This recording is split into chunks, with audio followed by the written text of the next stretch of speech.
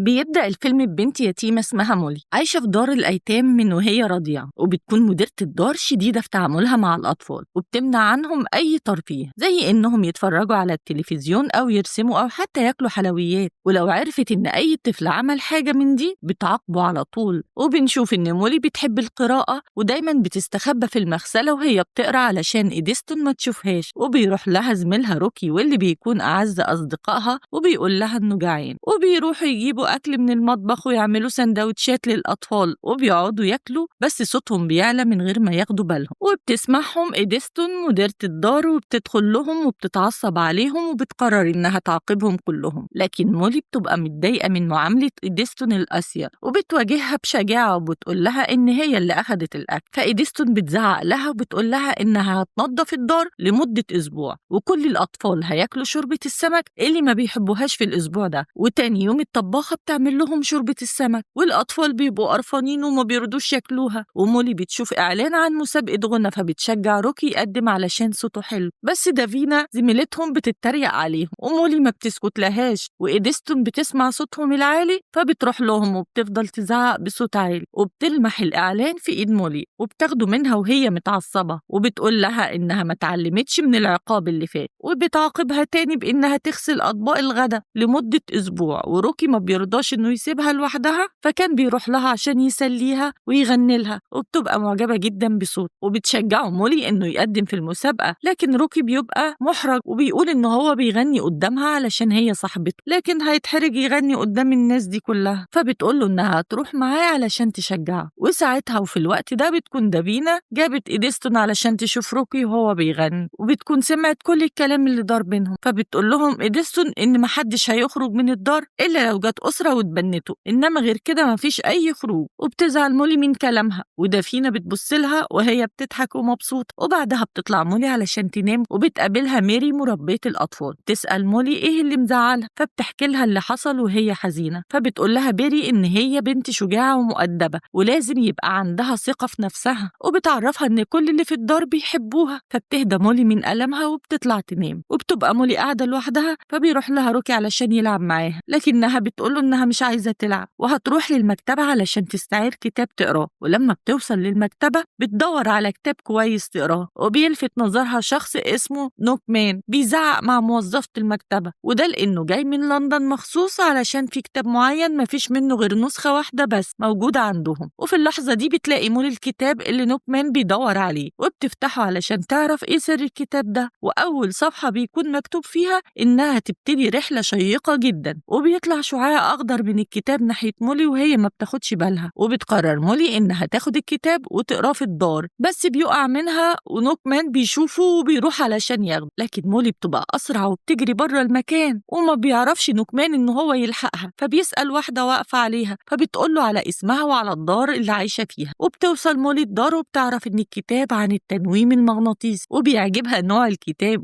وخصوصا لما بتعرف إن التنويم المغناطيسي فن ممكن الشخص يتعلمه، ده غير إنه بيخلي الناس تتخلص من الخوف. فبتقرأ مولي التعليمات المكتوبة كويس جدا، ولما بتخلص بتروح لكلب إيديستون وبتقرر إنها تطبق عليه اللي اتعلمته كتجربة وبتقرب منه وبتبص له وفعلا بتقدر تسيطر عليه وبتبقى مبسوطة جدا. وبيروح لها روكي ويبقى زعلان منها لأنها ما جاتش في ميعادها اللي اتفقوا عليه علشان يتدربوا على الغنى سوا. فبتعتذر له بتقوله إنها مش هتنسى تاني، وبتفكر مولي إنها تجرب التنويم المغناطيسي على الطباخ. فبتدخل تتكلم معاها وبتبص في عينيها وتقدر تسيطر عليها، وساعتها بتطلب منها إنها ما تعملش شوربة السمك تاني أبدا. ووقت الغدا الأطفال بيتفاجئوا إنها عاملة لهم مكرونة مش شوربة سمك وبياكلوا هم مبسوطين لحد ما بتدخل لهم إيديستون وبتستغرب من الأكل اللي الطباخة عاملاه فبتزعق لها، لكن بيري بتقول لها إن مفيش مشكلة لما الأطفال ياكلوا مرة واحدة الأكل اللي بيحبوه. بتتضايق إيديستون من كلام بيري وبتقرر تنكد عليهم فبتعرفهم إن في أسرة جاية علشان تتبنى طفل وهي رشحت روكي، فبتقول له يبقى يلبس ويجهز نفسه. فبتزعل مولي وبتتصدم لأنهم أصحابه ما افترقوش من وهم صغيرين. وبالليل روكي بيقول لمولي إنه مش عايز يمشي ويسيبها فبتطمنه إنها هتتصرف ومش هتسمح لحد إنه يفرقها. وفي نفس الوقت بيري بتروح تتكلم مع إيديستون وبتترجاها تعرض روكي ومولي سوا وما تفرقهمش عن بعض لأنهم مرتبطين ببعض جدا. فبترد عليها إيديستون بإن ده مش شغلها وإنها مش هتعلمها إزاي تتصرف. فبتتضايق بيري وبتهددها بإنها لو عرضت روكي للتبني هتبلغ الشرطة وتقول لهم عن معاملتها القاسية للأطفال. فبتتصدم إديستون من كلامها بس ما بتبينش، وتاني يوم بيتسحب نوكمان وبيدخل الدار علشان ياخد الكتاب، لكن إديستون بتشوفه فبيتوتر وبيقول لها إنه جاي علشان يتطوع للخدمة في الدار، فبتصدقه وبتوافق وتشغله وبتاخده وبتوري له الشغل اللي هيقوم بيه. وبرغم إنه شغل متعب لكنه ما بيقدرش يتكلم. وبالليل بتكون مولي بتقرا في الكتاب وبتكون اكتسبت خبرة أكبر في موهبة التنويم المغناطيسي، وبتعرف إنها مش هتعرف تسيطر على شخص لابس حاجة على عينيه. وفي نفس الوقت بتكون إيديستون بتفكر إزاي تخلص من بيري، وبتخليها تقف على كرسي علشان تغير لمبة مش شغالة في نجفة عالية، وفجأة بتزق الكرسي فبتقع بيري وبتيجي الإسعاف تاخدها. والأطفال بيكونوا زعلانين عليها لأنها الوحيدة اللي بتحبهم وبتراعيهم. وبيجي يوم مسابقة الغنى وروكي بيقول لمولي إنها تروح معاه زي ما اتفقوا علشان تشجعه ما يتوترش، فبتقول له يروح وهي هتحصله. وبتقرر إنها تدخل لإيديستون علشان تسيطر عليها، وبتقول لها إنها ما تعرضش روكي للتبني للأسرة اللي جاية تتبناه، ولو في أسرة هتتبنى واحد منهم نحط شرط إنه لازم تتبناهم هما الاتنين. وبتقول لها تعامل الأطفال اللي في الدار كويس. وطبعا إيديستون بتوافق على كلامها لأنها تحت التنويم المغناطيسي. وبتشوف مولي السجل بتاعها وبتعرف إن أهلها ما ماتوش وإنهم سابوها على باب الدار وهي صغيرة، فبتحزن مولي جدا، لكنها بتلمح الساعة وبتتخض لأنها اتأخرت عن ميعاد المسابقة. وللأسف بتوصل مولي بعد ما المسابقة بتكون خلصت، وروكي بيكون اتوتر وانسحب منها وبيرجع للدار. وبتوصل الأسرة وإيديستون بتقدم لهم 3 أطفال غير روكي، لكن فجأة بيدخل لهم روكي وبيعاملهم بمنتهى الأدب علشان يتبنوه، وده لأنه متضايق من مولي وحاسس إنها اتغيرت. وفعلا الأسرة بتوافق إنهم يتبنوا روكي. وفي الوقت ده بتوصل مولي للدار وبتشوفه هو راكب العربية معاهم وبتجري ناحيته، وتتفاجئ لما بيقول لها إن هو اللي عايز يمشي وإنها اتغيرت معاه وما وافقتش بوعدها ليه. وطبعا هي بتسكت لأنها عارفة إنها غلطانة، وبيودعها روكي علشان هيروح يعيش في لندن. وبتعدي الأيام ومولي بتبقى حزينة وحاسة بالوحدة، فبتقعد معاها واحدة زميلتها وبتقترح عليها إنها تروح لروكي، والفكرة بتعجبها وبتروح لمكتب إيديستون وبتدور على سجل روكي علشان تعرف عنوانه في لندن. وبيظهر لها نوكمان وبيسألها عن الكتاب، فبتضربه وبتاخد الورقة اللي فيها العنوان وبتهرب، لكن للأسف بتكون قطع الورقة غلط والعنوان مش فيها. ونوكمان بيجري وراها علشان يلحقها، وبيشوفه كلب إيديستون وبيجري وراه ويعطله. وبعدها بيروح لمولي وبتاخده معاها وبيركبوا الأتوبيس سوا، وبتقدر تسيطر على كل الموجودين. ولما بتوصل لندن وبتروح للفندق بتستخدم التنويم المغناطيسي وبتخلي الموظف يحجز لها أحسن غرفة، تفضل تتفرج على التلفزيون وهي مبسوطة. وتاني يوم بتستخدم قوتها وبتقدر تعرف عنوان روكي، وبتروح تقابله وبتقول له يرجع معاه، وبتحكي له عن التنويم المغناطيسي، لكن بتستغرب لما بيقول لها